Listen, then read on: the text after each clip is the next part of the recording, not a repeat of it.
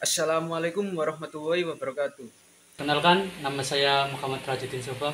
Saya Kholida Nurul Fadilah dengan NIM 080205230313. Perkenalkan, nama saya M. Juwan Adisa Putra dari kelompok 9 yang akan mempresentasikan tentang pemberdayaan ekonomi masyarakat melalui prinsip ekonomi Islam, studi kasus implementasi zakat dan wakaf. Pengertian zakat. Kata zakat berasal dari bahasa Arab yang berarti memiliki arti berkah, tumbuh, bersih, baik, dan menjadi lebih baik. Secara etimologis, zakat berarti suci, bersih, dan mendatangkan berkah. Menurut Al-Juhaili, menjelaskan bahwa zakat merujuk pada kewajiban sejumlah harta tertentu yang spesifik ditetapkan oleh Tuhan, diberikan ke arah mereka apa pantas. Dalam konteksnya, zakat merupakan jumlah harta tertentu yang diberikan Allah wajibkan tentang disalurkan ke arah mereka yang memiliki hak untuk menahan diri.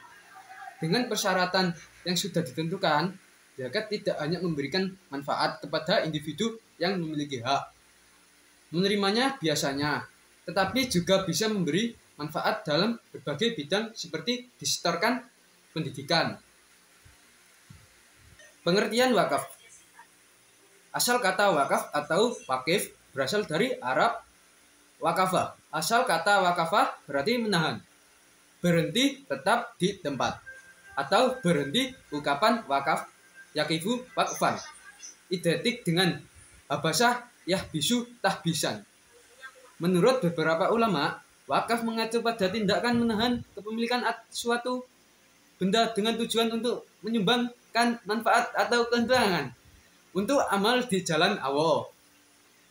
Menurut asal katanya, wakaf berasal dari kata-kata bahasa Arab al-waqfu yang berarti al-habbu. Al-habu yang berarti mempertahankan, menghentikan atau tetap diam. Dalam hal syariah, wakaf merupakan hak milik yang tersingkir pemilikannya atas materi benda untuk kemudian disedekahkan keuntungan atau faedahnya sebagai ibadah kepada Allah. Tindakan ini menyiratkan bahwa benda yang diwakafkan tidak boleh dijual, disumbangkan, atau digunakan untuk kepentingan lain demi memastikan manfaatnya digunakan untuk kebaikan. Yang ketiga, pemberdayaan masyarakat bisnis Islam adalah suatu bidang ilmu yang mempelajari ekonomi dengan perspektifnya agama Islam. Mirip dengan prinsip ekonomi tradisional lain, nilai-nilai Islam hanya digunakan dalam sistem ini, di mana setiap kegiatan beberapa dari pakar mengartikan kapitalisme Islam sebagai studi tentang cara manusia berperilaku dalam usaha, memenuhi kebutuhan mereka dengan sumber daya terbatas sesuai dengan prinsip syariah. Namun, pengertian tersebut menghasilkan gagasan yang tidak sejalan dan tidak berlaku secara umum. Karena menurut definisi itu, seseorang cenderung terjebak dalam pemikiran sebelumnya yang harus diterima sebagai benar atau salah.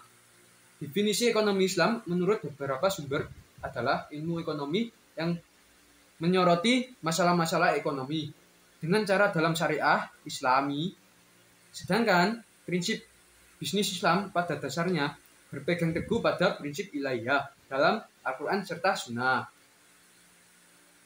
Metode penelitian ini merupakan jenis studi literatur review dengan menggunakan pendekatan kualitatif penelitian. Ini menggunakan tinjau literatur dari buku-buku, website, jurnal, dan dokumen penelitian terdahulu yang berkaitan dengan masalah yang diteliti.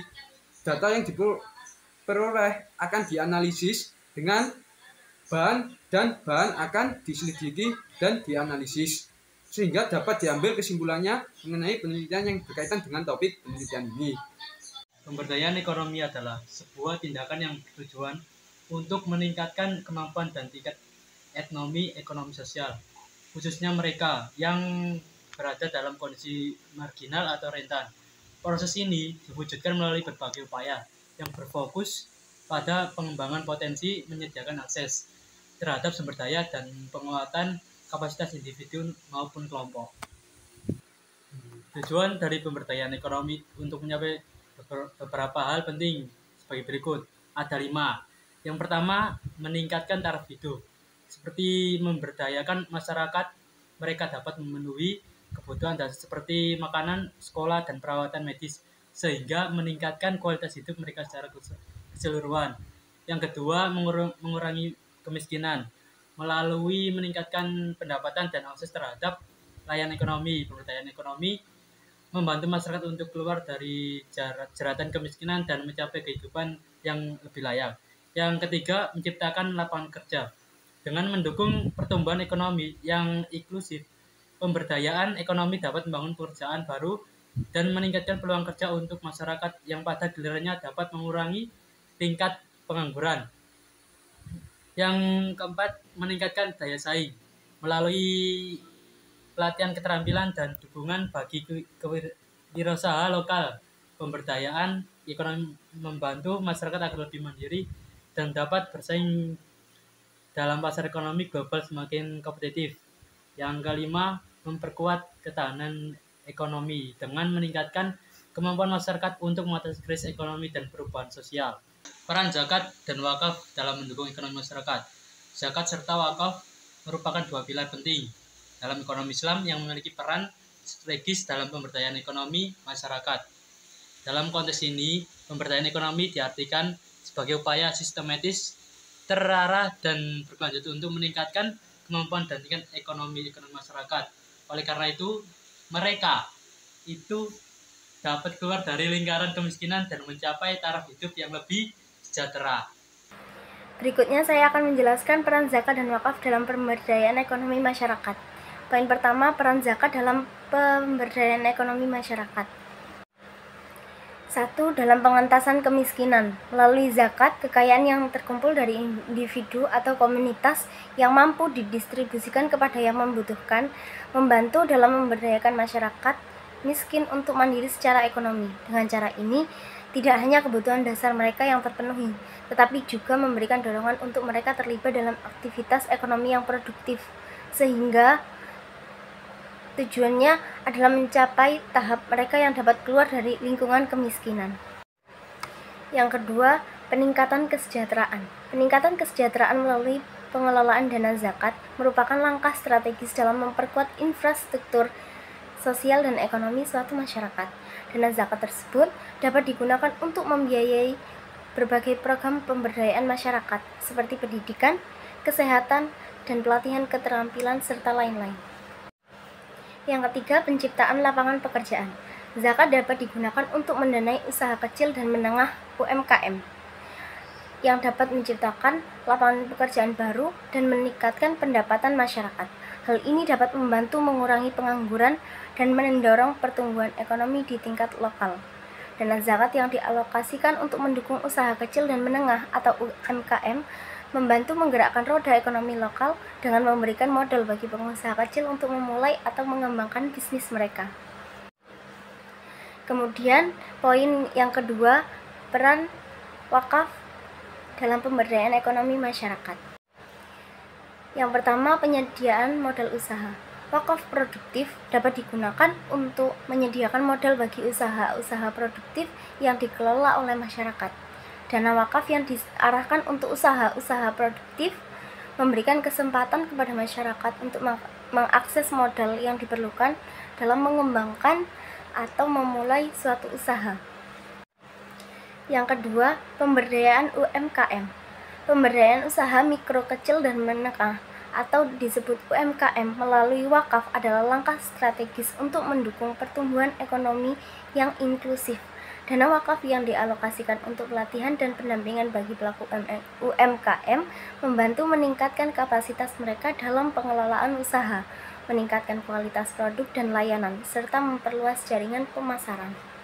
Pembahasan selanjutnya adalah studi kasus implementasi zakat dan wakaf di berbagai masyarakat. Yang pertama, penerapan zakat produktif pada Baitul Mal Provinsi Aceh Utara. Secara singkat, salah satu program Baitul Mal Aceh Utara adalah penyelenggaraan zakat produktif yaitu pemberian pinjaman usaha Qard al-Hasan kepada masyarakat untuk memotivasi dan memaksimalkan usaha. Melalui pengaturan dan pelaksanaan zakat produktif ini, Baitul Mal Aceh Utara terlibat aktif dalam penghimpunan dan menyalurkan dana zakat untuk membantu meningkatkan kesejahteraan masyarakat dalam jangka waktu yang panjang. Yang kedua, pengelolaan zakat pemberdayaan masyarakat di Kota Cirebon. Lembaga zakat di Kota Cirebon menyelenggarakan program pemberdayaan di bidang pendidikan, perekonomian, kesehatan, dan sosial. Paling tidak, program pengembangan ekonomi kerakyatan mereka menghasilkan tenaga-tenaga hebat dan wirausaha muda yang inovatif di bidangnya. Selain itu, status ekonomi penerima zakat pun diubah dari mustahik, yaitu penerima zakat, menjadi muzaki, yang berarti pembayar zakat. Yang ketiga, peran bank wakaf mikro syariah di Pondok Pesantren Mawaridus Salam. Pondok Pesantren Mawaridus Salam melalui bank wakaf mikro syariahnya mendukung masyarakat dengan memberikan pembiayaan usaha. Masyarakat memerdekakan dari riba serta memberikan ilmu agama yang meningkatkan kesejahteraan mereka. Dari pembahasan yang kami sampaikan, kami telah membahas pemberdayaan ekonomi masyarakat melalui prinsip ekonomi Islam, studi implementasi, zakat, dan wakaf. Dari sini kita dapat mengetahui peran zakat dan wakaf sangat berpengaruh dalam pemberdayaan ekonomi masyarakat, terutama dalam hal kemiskinan, kesejahteraan, dan pemberdayaan masyarakat. Wassalamualaikum warahmatullahi wabarakatuh.